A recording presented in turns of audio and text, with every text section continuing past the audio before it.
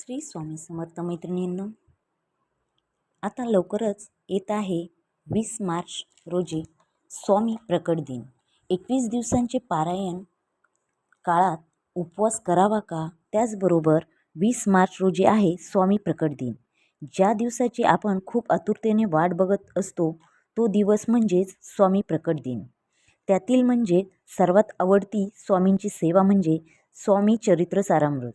याचे पारायण जे कोणी 21 दिवसाचे करते, कोणी 5 दिवसांचे, कोणी 7 दिवसांचे, तर कोणी 11 दिवसांचे पारायण करत असते.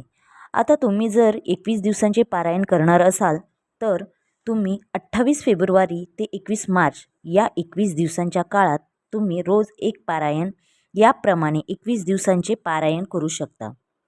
किंवा तुम्हाला काही अडचणी असतील तर ते पारायण अगोदरसुद्धा चालू करू शकता.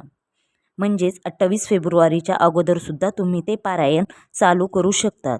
त्याचप्रमाणे या 21 दिवसामध्ये पण काही अडचणी आल्या तर तुम्ही जरी ते 21 तारखेनंतर पारायण समाप्ती होत असेल, मध्येच काही अडचणी आल्या असतील व जे तुमचे 21 तारखेला पारायण समाप्ती असेल तर त्या दिवशी न होता 22-23ला होत असेल तरी काही हरकत नाही. काही अडचणीमुळे पुढे समाप्ती होत असेल तरी हरकत नाही. आता हे पारायण सुरू करण्याअगोदर काही गोष्टी करायच्या असतात.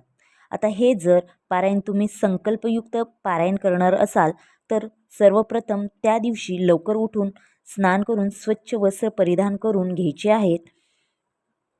त्याच्यानंतर घर स्वच्छ वगैरे, देवघर वगैरे ज्या ठिकाणी तुम्ही पारायण करणार आहे देवघराच्या समोर ते स्वच्छ पुसून वगैरे, त्याचबरोबर उंबरठ्या लेपन करायचे आहेत. आणि आपण जे वस्त्र घालणार आहेत ते स्वच्छ असे घालायचे आहे, परंतु काळे वस्त्र घालू नये. घरातील देवपूजा वगैरे झाल्यानंतर, उंबरठा लेपन वगैरे हे झाल्यानंतर पारायण आपण साईडला पण करू शकतात व देवासमोर देखील पारायण बसून करू शकता. आता पारायण सुरू करण्याअगोदर आपल्याला संकल्प घ्यायचा असतो.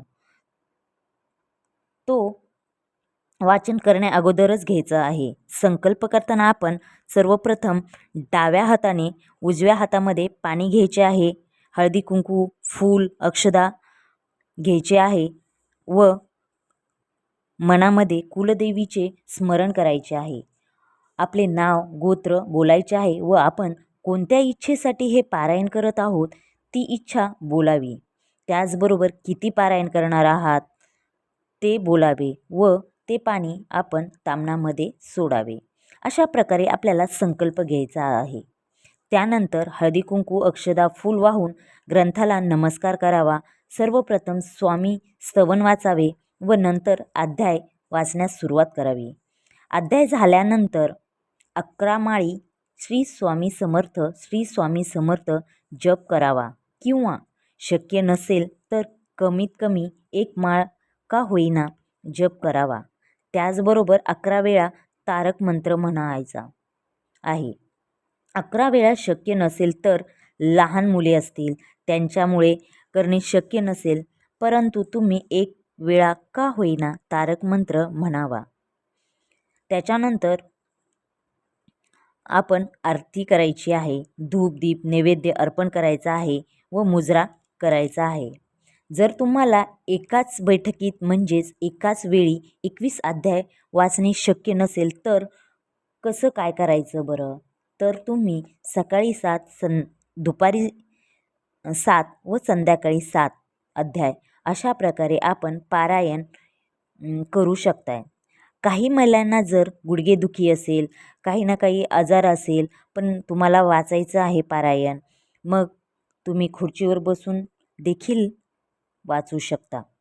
नसेलच तर त्यांनी खुर्चीवर बसून वाचन करू शकतायत. आता तुम्ही सेवा करता कशी करता यापेक्षा आपण खूप मनाने, मनोभावे मनातून ही सेवा करता याला खूप महत्त्व आहे. आता या पारायण काळात उपवास करावा का? तर यामध्ये असे नाही की उपवास करावा, परंतु तुमची इच्छा आहे करण्याची उपवास तर तुम्ही उपवास करू शकता. तुमची इच्छा असेल तर एक वेळ जेवण करून देखील तुम्ही उपवास करू शकता. आता कोणाला एका बैठकीत पारायण करणे शक्य नाही, त्यामुळे त्यांनी जेवण करून वाचन केले तरी हरकत नाही. म्हणजे एका बैठकीत म्हणजे सकाळी संध्याकाळी 3 टाईमला ते वाचणार आहेत. मग इतक्या वेळ ते उपवाशी नाही राहू शकत, तर तुम्ही खाऊन ते वाचन करू शकता. बऱ्याच जणांना वाटते की पारायण झाल्याशिवाय जेवण करायचे नाही. मग ते सकाळी लवकर उठून पूर्ण ग्रंथाचे वाचन करून मग जेवण करू शकता. अशा प्रकारे तुम्ही हे करू शकता.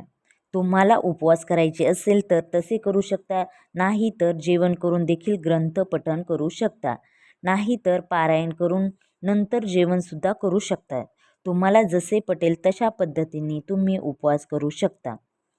स्वतःला व इतरांना पण त्रास करून घेऊन कोणत्याच गोष्टी करू नये. म्हणजेच उपवास केला, तुम्हाला काही ना काही दुखले, हेल्थ प्रॉब्लेम झाला, तुमच्यामुळे घरातील लोक पण दुःखी झाले, असे काही करू नये. देव म्हणत नाही, फक्त आपली भक्ती बघत असतो. भक्ती भावाने मनात आपण किती मनातून करत आहोत ही सेवा, हे देव बघत असतो. आता या पारायणाची पूजा मांडणी असते का, वेगळी काही असते का, तर काहीच असे काही नाही. असे काही सांगितलं नाही की तुम्ही पूजा वगैरे करा, मांडणी करा, आवश्यकता नाही. परंतु तुमची इच्छा आहे की मांडणी करावी, पारायण करायचे आहे, तर मला मांडणी करायची आहे चांगलं सजून वगैरे, तर मग त्यासाठी पाट किंवा चौरंग घ्यायचा आहे, स्वच्छ पुसून वगैरे घ्यायचं आहे, त्याच्यावर लाल कलरचे कापड टाकायचे आहेत, अंथरायचे आहे व त्यावरी आपण आपली पोती ठेवायची आहे. त्याचबरोबर स्वामींची मूर्ती असेल मूर्ती ठेवायची आहे, फोटो असेल फोटो ठेवायचा आहे, मूर्ती असेल तर त्याचा अभिषेक करायचा आहे. पहिल्या दिवशी मूर्तीला पंचामृत किंवा पाण्याने, दुधाने, दह्याने ज्याप्रमाणे शक्य होईल त्याप्रमाणे अभिषेक करायचा आहे मूर्तीचा.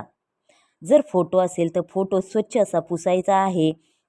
असेल तर तो स्वच्छ पुसून हळदी कुंकू अक्षदा अत्तर फुले अर्पण करावी व मूर्तीला देखील अष्टगंध चंदन फुले हळदी कुंकू अक्षदा अर्पण करावे. अशा प्रकारे आपण ही पूजा करायची आहे. त्याचबरोबर कलश स्थापन देखील कोणी कोणी करत असतो. जर पूजा मांडणी केली तर व मांडणी नाही जमत तर रोज जाग्यावर ज्या ठिकाणी आपण पठण करणार आहोत देवाच्या ठिकाणी, तेथे ग्रंथ तेथे ठेवू शकतात. वाचन झाले की ग्रंथ उचलून रोजच्या जाग्यावर ठेवायचा, परत दुसऱ्या दिवशी घ्यायचा व पारायण करायचे. या पद्धतीने तुम्ही करू शकताय. जर तुम्हाला पारायण करणे शक्य नाही तर त्यांनी 21 दिवस श्री स्वामी समर्थ श्री स्वामी समर्थ या पद्धतीने दररोज 11 माळी तुम्ही जप करू शकता, किंवा श्री स्वामी समर्थ श्री स्वामी समर्थ जे जे स्वामी समर्थ असा देखील तुम्ही जप करू शकता. त्याचबरोबर स्वामींचे चालता बोलता बसता उठता नामस्मरण व्हायलाच पाहिजे.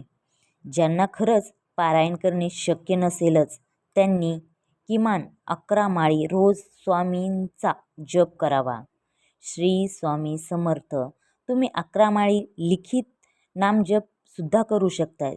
जर तुम्हाला शक्य नाही तोंडाने बोलणे वगैरे, तर लिखित नामजप करण्याची कोणाला सवय असेल तर त्यांनी या 21 दिवसामध्ये लिखित नामजप करू शकतात. त्यांनी 11 माळी पठण करतो ना, तर मी 11 माळी लिहिणार, त्याचबरोबर 11 वेळा तारक मंत्र बोलू शकता. अशा प्रकारे तुम्ही 21 दिवस सेवा करू शकता.